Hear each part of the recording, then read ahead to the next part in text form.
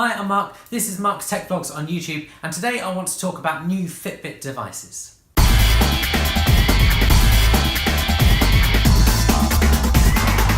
If you've been around on this channel for a while, you'll know that I'm a big fan of Fitbit. I used to use a Blaze all the time, and before that I had a Surge, and actually I even got my hands on an Ionic when it first came out. If you've been around a while, you'll also know that about 6 months ago I made a switch to an Apple Watch. I did this because I still wanted to track my fitness, but I also wanted something a bit smarter than my Blaze. I have, however, been keeping an eye on Fitbit over the last few months still, because I think they make some brilliant products and I still really like their app, and actually managed to sync my Apple Watch data into that app. If that's something you'd like to know how to do, comment below and I might make a tutorial video for that at some point in the future.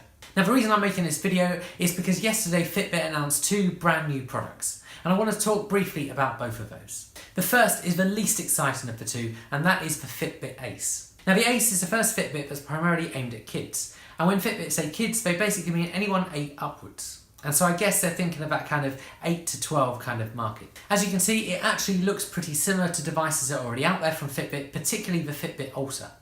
And if you look at the specifications, it's actually exactly the same width.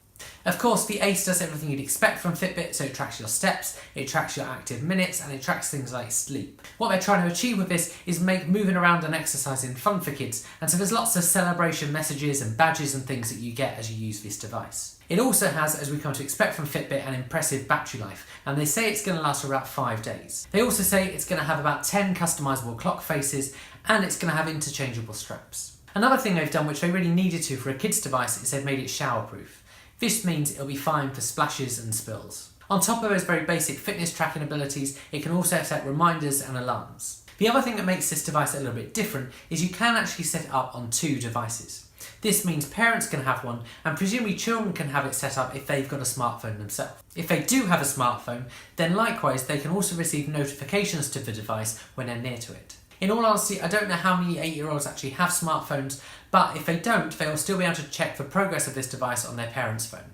In the UK, this device is going to retail at £80. If we very quickly compare it to the Ultra, it lacks a couple of features that the Ultra has. Firstly, it doesn't have Smart Track, so it can't pick up what exercise you're doing, and secondly, it doesn't have a heart rate sensor. That being said, the Ace is £40 cheaper than the Ultra. Next, let's talk about the more exciting addition to the Fitbit range, the Versa.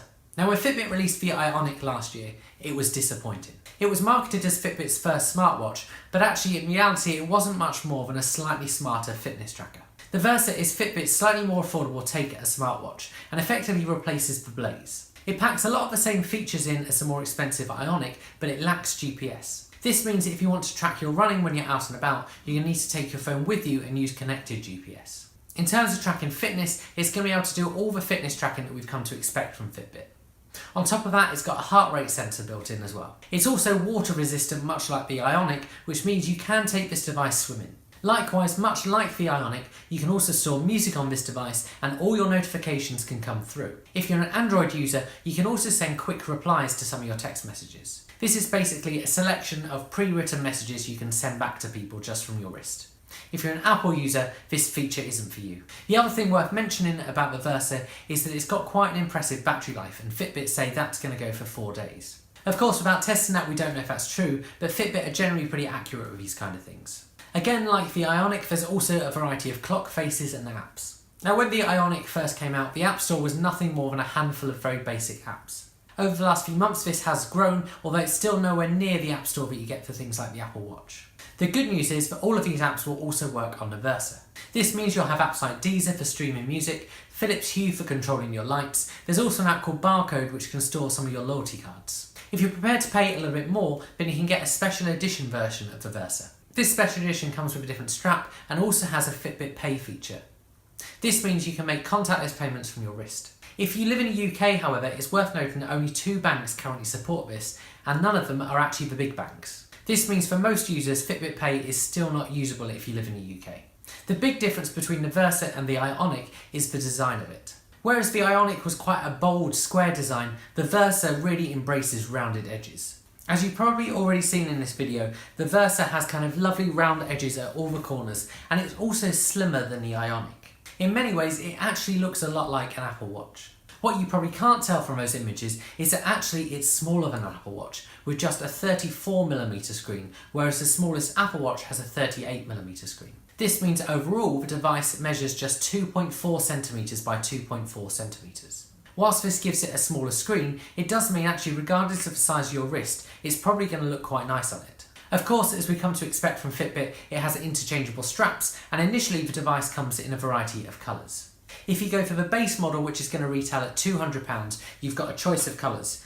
You can go for black, rose gold or silver. If you're going to go for the special edition model, which costs £220, then you can choose between rose gold and lavender, or graphite and charcoal. To go with this, Fitbit are very obviously trying to target the female market a bit more with their fitness trackers, and they're adding a new feature called Female Health. This feature will allow females to log things like periods, track their cycles and gauge ovulation. This feature will also be rolled out to the Ionic.